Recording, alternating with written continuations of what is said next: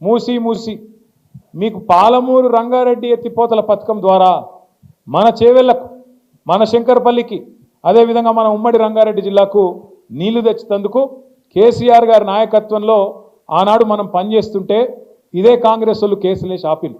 ఇదే కాంగ్రెస్ వాళ్ళు ఆనాడు ఎక్కడోళ్ళు అక్కడ కోట్లకు పోయి ఇది చక్కగా లేదు అది చక్కగా లేదు ఇది వంకర్ ఉంది అది టింకర్ ఉందని చెప్పి కోట్లకు పోయి ఆపే ప్రయత్నం చేసింది. అయినా 90% పనులు పూర్తి చేసినాం. 90% పనులు పూర్తయినా పాలమూరు రంగారెడ్డి పథకానికి మొత్తం రిజర్వాయర్లు తయారైనవి. ఈయన చేయాల్సిందల్లా రేవంత్ రెడ్డి గారు కాలువలు దవ్వాలి, నీళ్లు తీసుకురావాలి. ఆడికెళ్ళి శ్రీశైలంకి వెళ్ళి మన చేవెళ్ళ దాకా నీళ్లు తెచ్చే సౌలతు ఇంకొక 10 పైసలు ఖర్చు పెడితే 90 పైసలు కేసీఆర్ ఖర్చు పెట్టిండు. ఒక 10 పైసలు ఖర్చు పెడితే మీకు నీళ్ళు వస్తాయి. కానీ ఆయనకు అది ఇష్టం లేదు. ఆ నీళ్ళు ఇయ్యడట. కానీ మూసీ చేస్తారట. మూసీని సుందరవనం చేస్తారట. ఏది వికారాబాద్ అడవులల్లా మొదలయ్యే మూసీని కిందికి తీసుకుపోయి మూసీని నందనవనం చేస్తా, అద్భుతం చేస్తా అని చెప్పి రేవంత్ రెడ్డి గారు అంటున్నారు. నేను అడుగుతా ఉన్నా, మూసీతోని పారే ఎకరాలెన్ని, మూసీతోని సాగయ్యే ఎకరాలెన్ని, దాంతో బాగయ్యే రైతులు ఎంతమంది, మూసీ వల్ల సృష్టించే సంపద ఎంత, దీనివల్ల ఏం జరుగుతుంది, ఈ రాష్ట్రానికి ఈ నగరానికి లాభం ఏంది అంటే సమాధానం చెప్పడు. ఎందుకంటే ఆయనకు స్పష్టత ఉంది. 90 పైసలు ఆల్రెడీ అక్కడ ఖర్చు పెట్టినాం పాలమూరు రంగారెడ్డి పొత్తుల పథకంలో. అది పూర్తి చేస్తే కూడా రేవంత్ రెడ్డికి పైసలు రావు, కమిషన్లు దొరకాయి. అందుకే ఏం చేయాలి, మూసీ అని ఒక రంగుల సినిమా రంగుల కళ చూపెట్టి దానిలో 1,50,000 కోట్లు ఖర్చు పెట్టి అందులో ఒక 50,000 కోట్లో 70,000 కోట్లో దండుకోవాలి, ఢిల్లీ పెద్దలకు పంపించాలి, నా కుర్సీ కాపాడుకోవాలనే ఒకే ఒక్క తాపత్రయంతో, ఢిల్లీకి మూటలు పంపాలనే ఒకే ఒక్క తాపత్రయంతో ఈ ముఖ్యమంత్రి గారు పనిచేస్తూ ఉన్నారు. ఆలోచన చేయండి మీరు దయచేసి. మన ఉద్యమ కాలంలో నీళ్లు నిధులు నియామకాలు అని మాట్లాడినాం. నీళ్లు నిధులు నియామకాలు. కేసీఆర్ నాయకత్వంలో నీళ్ల విషయంలో ఇంటింటికి మంచిళ్ళు తెచ్చుకున్నాం. నీళ్ల విషయంలో గోదావరిలో కృష్ణలో ఇటు కాళేశ్వరం కట్టుకున్నాం, 100% పూర్తయింది. అటు పాలమూరు రంగారెడ్డి 90% పూర్తయింది. దగ్గర న్యాయం చేసే ప్రయత్నం చేసినాం. వ్యవసాయ విస్తరణ జరిగి భారతదేశంలో ఇవాళ పంజాబ్ను హర్యానాను తలదన్ని మన తెలంగాణ వరి వండి చుట్ల బియ్యం వండి చుట్ల నెంబర్ 1 అయిందంటే అగో నీళ్ల విషయంలో జరిగిన న్యాయమే దానికి కారణం. నిధుల విషయానికి వస్తే కేసీఆర్ గారు ఎన్నడో చెప్పిండ్రు, మన తెలంగాణ మనకైతే, మన సంపద మనకైతే భారతదేశంలోనే నెంబర్ 1 రాష్ట్రం అవుతామని కేసీఆర్ గారు అప్పుడే చెప్పిండు. చెప్పినట్టే 10 ఏళ్లలో తలసరి ఆదాయంలో పర్ క్యాపిటల్ ఇన్కంలో భారతదేశంలోనే నెంబర్ 1 రాష్ట్రంగా తెలంగాణను కూర్చోబెట్టిన నాయకుడు మన నాయకుడు కేసీఆర్ గారు అనే మాట నేను గుర్తు చేస్తా ఉన్నా. నిధులు అద్భుతంగా తెలంగాణలోని పేదలకు పంచిండు కేసీఆర్. సంపద సృష్టించాలే, పేదలకు పంచాలి అన్నది కేసీఆర్ నినాదం. అందుకే 200 రూపాయ పెన్షన్ 2000, 200 పెన్షన్ 2000 చేసిండు. ఆడపిల్ల పెళ్లికి 1,00,000 రూపాయలు ఇచ్చిండు.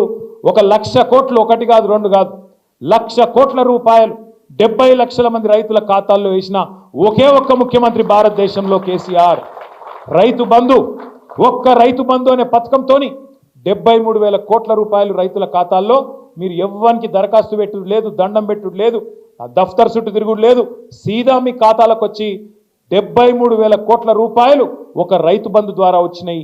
28,000 కోట్ల రూపాయలు రుణమాఫీ ద్వారా వచ్చినాయి. మొత్తం 1,00,000 కోట్లు ఒక్క రైతులకే, 70 లక్షల మంది రైతులకు 10 ఏళ్లలో ఇచ్చిన నాయకుడు కేసీఆర్. నిధులు సంపద పెంచిండు, పేదలకు పంచిండు. నియామకాలు 2,32,000 ఉద్యోగాలు ప్రభుత్వ కొలువులు ఇచ్చిండు. 24 లక్షల ఉద్యోగాలు ప్రైవేట్ రంగంలో సృష్టించిండు కేసీఆర్. నీళ్లు నిధులు నియామకాలు, ఈ మూడిట్లో కేసీఆర్ గారు సంపూర్ణంగా న్యాయం చేసిండు.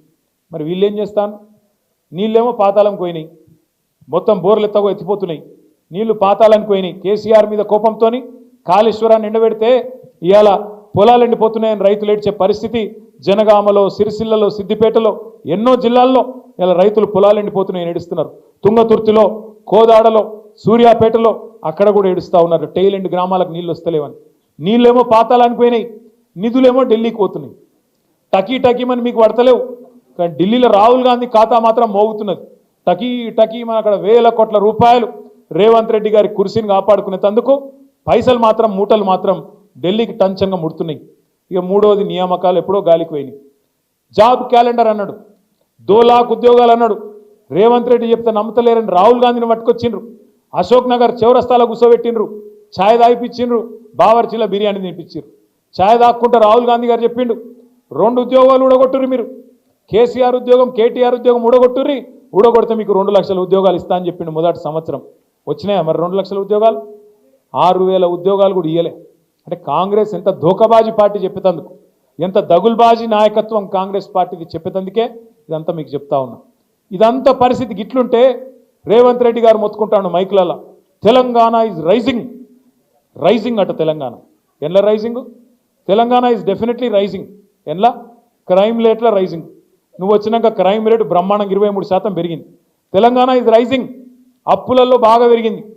గతంలో కేసీఆర్ గారు సంవత్సరానికి 40,000 కోట్ల అప్పు చేస్తే ఆ అప్పుతోని సంపద సృష్టించిండు.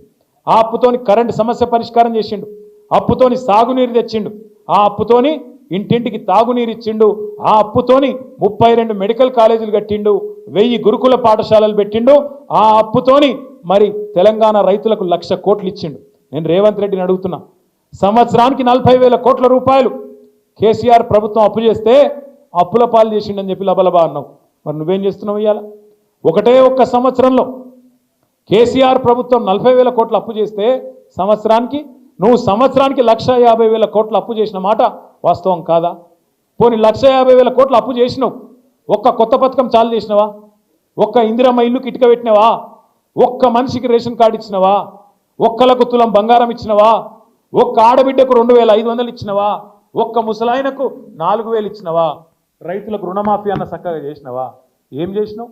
ఎందుకైతుంది అప్పు? మరి కేసీఆర్ అప్పు చేసిండంటే భవిష్యత్తు మీద పెట్టుబడి పెట్టిండు. కేసీఆర్ అప్పు చేసి భవిష్యత్తు మీద మంచిళ్ళ కోసం, కరెంటు కోసం, సాగునీటి కోసం, మన సంపద పెంచడం కోసం, రాష్ట్రాన్ని బాగు చేయడం కోసం అప్పు చేస్తే పేదోళ్ళకి ఇచ్చిండు. నువ్వేం చేస్తున్నావు? మరి ఆడికి పంపుతున్నావు పైసలు? 1,50,000 కోట్ల అప్పు చేసి ఒక్క పథకం చేయకపోతివి, ఒక్కటి సగం ఒక్క కొత్త బిల్డింగ్ కట్టకపోతివి. మరి ఏడబోతున్నాయి పైసలన్నీ? దీనికి సమాధానం చెప్పడు. Telangana is rising. అప్పులలో పెరుగుతుంది, క్రైమ్ రేట్లో పెరుగుతుంది, ఆత్మహత్యల్లో పెరుగుతుంది. రేవంత్ రెడ్డి ప్రభుత్వం వచ్చినాక ఒక్క సంవత్సర కాలంలో ఈ 450 రోజులలో 450 మంది రైతులు రోజుకొక్కరు చొప్పున చచ్చిపోయింది. ఇప్పటికి ఆత్మహత్య ఒక గన్ల పెరుగుతుంది. ఆటో డ్రైవర్ల ఆత్మహత్యలు రైజింగ్, నేత కార్మికుల ఆత్మహత్యలు రైజింగ్, గురుకుల పాఠశాలల్లో పిల్లల ఆత్మహత్యలు rising. Yes, Telangana is rising. ఎలా రైజింగ్?